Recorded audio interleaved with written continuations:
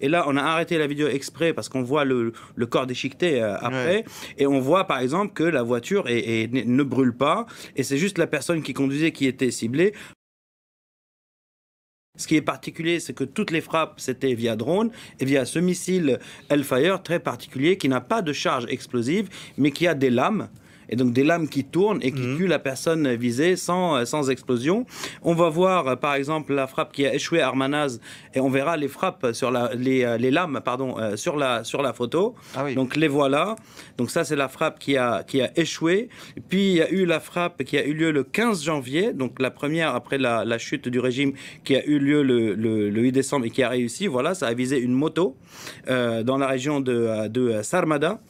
Et puis on va voir une voiture, comment elle est donc déchiquetée et pas explosée, ah oui. Pas ce même missile Hellfire. Là c'était à Badbo. Et là la personne visée c'était Mohamed Salah Zabir, ça c'est les Américains qui communiquent là-dessus aussi. Puis le 23, donc hier, une frappe qui a eu lieu aussi. On va voir qui a ciblé un ressortissant turc qui appartenait donc à Haraseddin pendant une très brève période. Et là, on a arrêté la vidéo exprès parce qu'on voit le corps déchiqueté après. Ouais. Et on voit par exemple que la voiture ne brûle pas. Et c'est juste la personne qui conduisait qui était ciblée.